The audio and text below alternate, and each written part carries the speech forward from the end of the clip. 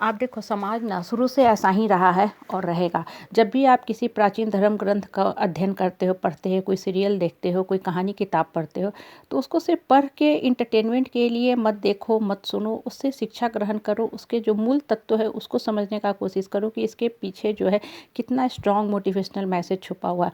देखो माँ सीता जो थी ना, साक्षात धरती पे जगदम्बा के रूप में आई थी। उनको रावण उठा के ले गया, उनकी अग्नि परीक्षा हुई, लेकिन फिर भी जो है लोग उनके बारे में गलत बात करने से नहीं रुके। अंत में वो घर परिवार छोड़ के चुपचाप वनवास में गईं।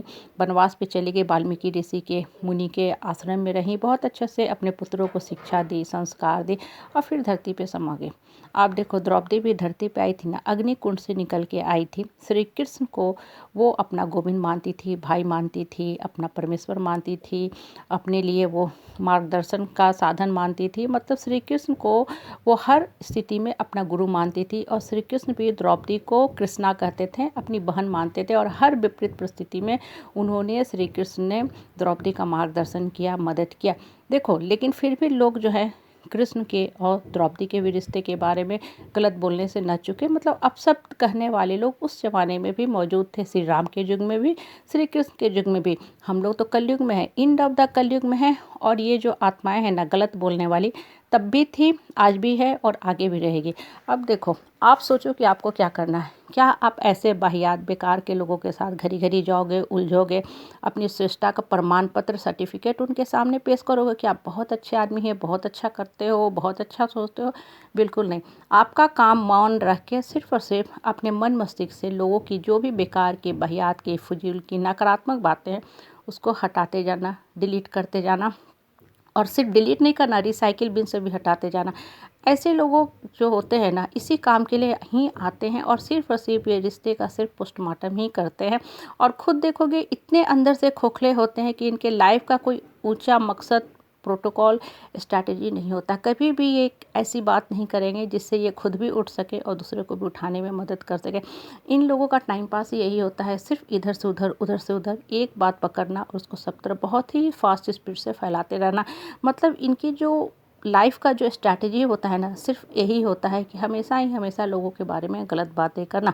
लेकिन देखो आप इन जो लोग बोलते हैं ना, इनकी बातों से कभी भी अपने पद से विचलित मत हुआ करो।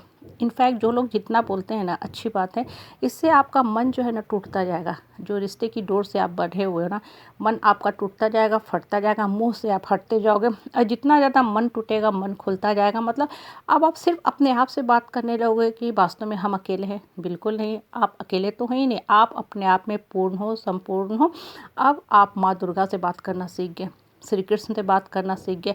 अब आपको अपने अंदर की शक्ति के बारे में समझ में आ रहा है कि जो शक्ति माँ दुर्गा के अंदर है वही शक्ति तो हमारे अंदर भी है। जैसे घर में होता है ना, बहुत बार हम पैसे रुपये कहीं रख देते हैं, मिलता ही नहीं है, बहुत सालों के बाद मिलता, तब हमें खुशी होती है। अरे ये 2000 रुपया कहाँ से मिल गया, कैसे मिल गया, कब का मैंने छुपाया था। कितनी खुशी होती है कि नहीं? बच्चे के साथ भी यही होती है। कोई खिलौना है, कोई खाने की चीज़ थी, कभी कहीं छुपा के रख दिया, बाद में मिलता है तो खुशी का ठिकाना नहीं होता। वही हाल हमारे साथ भी है। जब आप अपने अंतर्मन की शक्ति को पहचान लोगे ना, उसी दिन से आपका जीवन चक्र शुरू होता है। मतलब लाइफ पे आप जीना सीखते हो, आप अपने लाइफ को अब सही दिशा दे रहे हो, लाइफ में कुछ अच्छा करने के बारे में सोच रहे हो। अभी तक सिर्फ और सिर्फ आप बकवास करने वाले लोगों के साथ बैठते थे, उनके सर्टिफिकेट पे चूंकि जीने की आदत हो गई थी, इसलिए उन हाँ में हाँ करते थे, एक फैब्रिकेटेड लाइफ जीते थे, कॉस्मेटिक लाइफ जीते थे। और ऐसा ही इंसान देखो हमेशा ही हमेशा दुख में रहता है, क्योंकि कभी भी कोशिश नहीं करता है कि अपने अंतर्मन में जो छुपी हुई शक्ति है ना उसको बाहर निकालो। देखो जितना ज़्यादा वाहियात बेकार के लोग के साथ बैठोगे ना, उतना ज़्यादा आपकी जो मन की शक्ति है ना ख़त्म होती जाएगी। क्योंकि लोगों की नकारात्मक बातें जो होती है ना, इतना ज़्यादा जाके दिमाग में चक्कर पकड़ लेगी कि आपका मनोबल गिरता जाएगा और आपको वास्तव में ही लगने लगेगा कि ये जो लोग बोल रहे हैं बिल्कुल ही सही बोल रहे हैं, हम ऐसे ही हैं। क्योंकि होता क्या है कि एक अच्छे खासे इंसान को भी ना अगर बार बार आप बोलोगे ना कि तुम बेकार हो, तुम में ये कमियाँ हैं, तो उसको वास्तव में ऐसा लगने लगता है। जैसे डॉक्टर के क्लिनिक में भी आप जाओगे ना, 4-5 जो वहाँ पेशेंट बैठे होते हैं अलग अलग तरह की बीमारी का जिक्र करना शुरू करते हैं।